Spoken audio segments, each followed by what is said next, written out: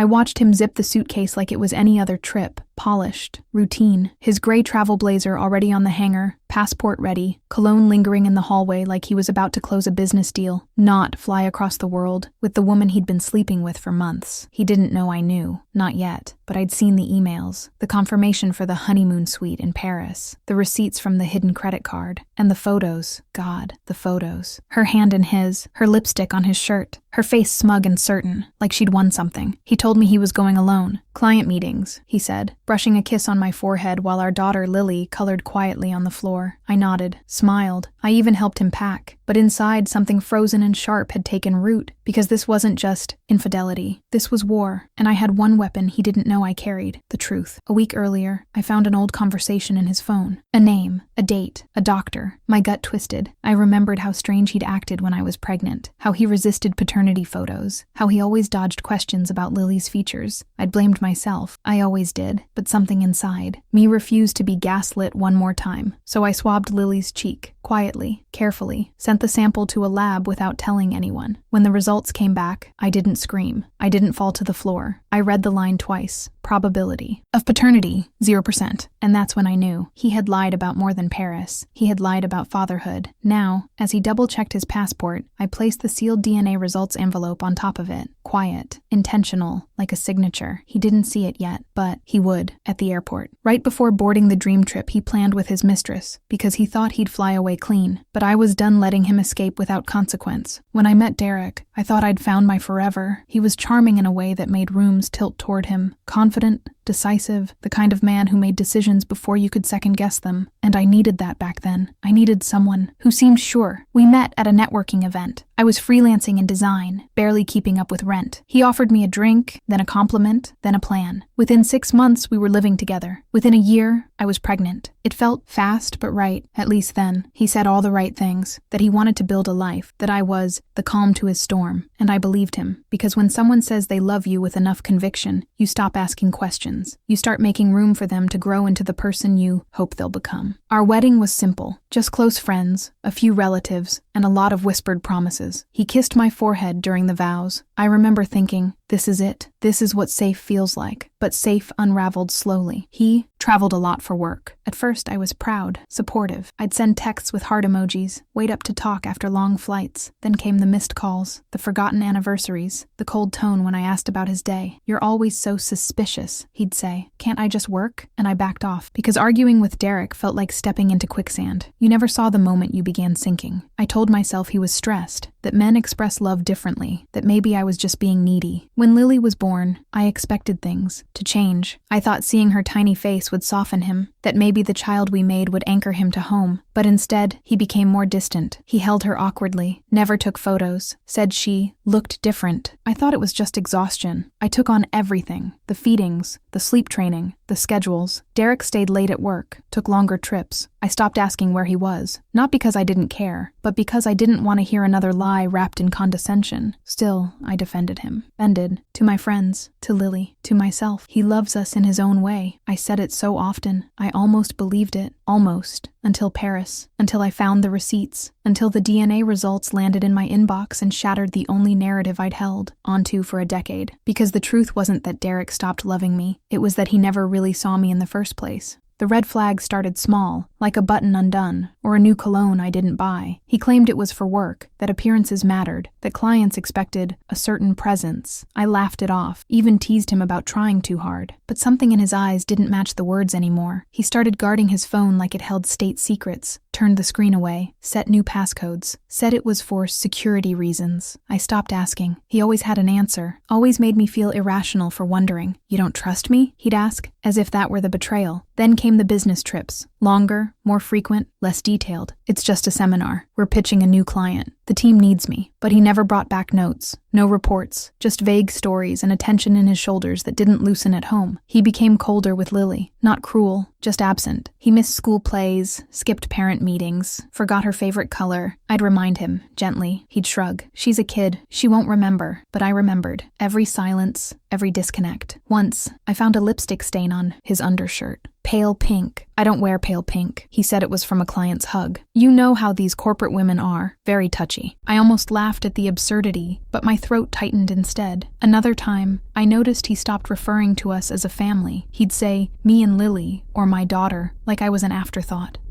A guest in the life I helped him build. I tried to talk to him about it. He deflected, always with a joke, always with just enough charm to blur the insult. I felt like I was losing my mind, so I started writing it all down. Every trip, every lie, every shift in his tone. Not because I needed proof, but because I needed clarity. Gaslighting has a way of making you mistrust your own memory. Then came the slip. He mentioned a hotel I hadn't heard of, said he stayed near the Eiffel Tower, but the conference he claimed to attend was in a completely different arrondissement. I googled the hotel. Romantic, expensive, not a business suite in sight. I found the booking confirmation 2 days later in his email. A reservation for 2, a note, champagne on arrival. I felt my stomach twist. There was no doubt anymore. It wasn't just emotional distance. It was physical, tangible, real. Still, I waited to confront, waited to catch, waited for the moment I could end the performance with one final act of truth, because I wasn't the one being irrational. I was the one finally paying attention.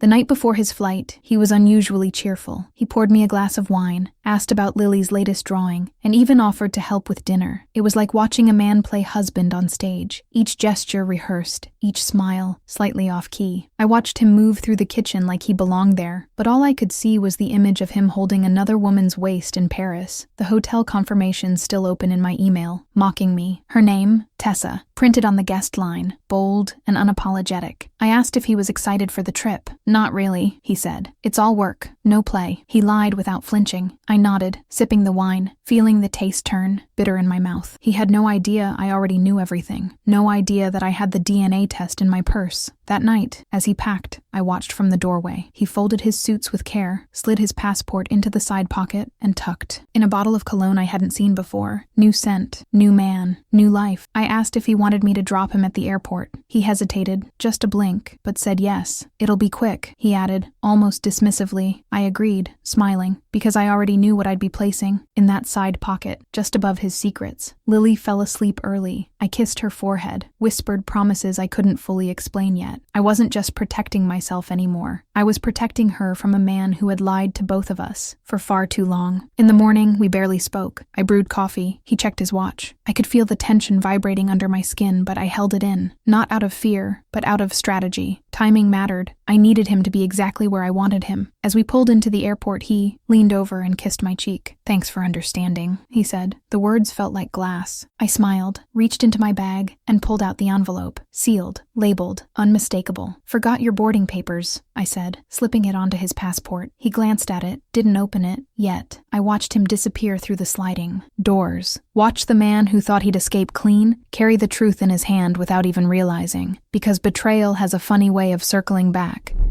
And I had just delivered mine, with the elegance he never saw coming. I sat in the parking lot for 37 minutes after he walked into the terminal. I didn't cry. I didn't scream. I just sat there, staring at the steering wheel, wondering how many other women had done the same thing, held the truth in their chest like a grenade. When the text came, it was short. It was, "What is this?" No punctuation, no context, just panic. I didn't respond. I didn't need to. The envelope said it all. Lily DNA paternity test. Final results. It was printed clearly, like an indictment, because it was. I imagined him reading it in the terminal, eyes darting, hands shaking. I imagined Tessa beside him, asking questions. I imagined his mask slipping, if only for a moment, as he realized I knew, not just about her, but about everything, because he knew Lily wasn't his. That was the part that burned. He had known since the early months, when doubt had settled into his bones, when he did a test behind my back, when he chose to lie, chose to stay, chose to play house, knowing the foundation was a secret he would weaponize later. He let me believe he was her father. Let her call him daddy. Let me feel guilty for every cold look, every half-hearted effort, all while hiding the one truth that could have changed everything. He didn't stay for love. He stayed for control, and now that control was gone. I drove home slowly. Every street felt sharper, every memory heavier. The crib we assembled together, the lullabies we hummed, the first lost tooth, they all felt tainted now. Not because Lily was less, but because he had treated her like leverage instead of love. Maya was waiting at my house. She took one look at me and opened her arms. I collapsed into them, not sobbing, not screaming, just shaking. He knew, I whispered. He knew and said nothing. She didn't ask how. She didn't ask why. She just held me like I was something worth protecting. That night, I tucked Lily into bed and kissed her a little longer. "You're my everything," I whispered. "And no test changes that." She smiled in her sleep, unaware that her world had tilted, but grateful all the same. Because what Derek didn't understand was this: fatherhood isn't DNA, it's presence, and he had already failed that test a long time ago. The truth has a way of echoing once it's out, bouncing through old memories, hitting corners you didn't realize were still tender. After the airport, I couldn't sleep. I kept going back, re-examining every moment with Derek that now felt like a breadcrumb trail to betrayal. I logged into his old email. The password hadn't changed. He was arrogant like that, always assuming I wouldn't look too closely. But I was past protecting his pride. What I found wasn't shocking. It was validating. He had ordered the first DNA test when Lily was barely 4 months old. I saw the confirmation, the lab receipt, and the result. Probability of paternity, 0%. He'd known since then, had the answer while I was still nursing, still bleeding, still recovering from giving birth. There was no confrontation, no discussion. He just chose to keep it, to live the lie, and punish me quietly for the truth he couldn't unsee. I found a thread between him and his brother. Not mine, but she doesn't know. Probably better that way. That sentence, seared into my brain. Not mine, not a daughter, just a secret, just something to manage. There were conversations with Tessa too. Sweet nothings, travel plans, gifts. At one point, she even asked about Lily. He replied, "Not really mine. Long story." I stared at those words, stunned at how casually he dismissed the girl who had called him daddy every night for 8 years. I took screenshots of everything, not out of spite, but to protect myself, to protect Lily, because men like Derek rewrite history. I was building the archive that would remind me I wasn't crazy. I was right. Maya and I sat down with a lawyer, not to file yet, just to understand. Custody, rights, options. I explained the DNA, the affair, the emotional abuse. The lawyer nodded slowly and said, "You're not the first woman to find out too late, but you might be one of the first to do something early." I started documenting everything: his absence, his avoidance, his refusal to talk when I called him after the test. He sent one message: "Let's just be civil," as if I'd lit the match, as if I had lied. The irony? I never cheated. Lily was the result of something that happened before we officially got back together. I told him I was pregnant. He proposed a month later. He chose this life, and then resented it in silence. But now I had the full picture, and I wasn't asking for closure anymore. I was preparing for freedom, with receipts.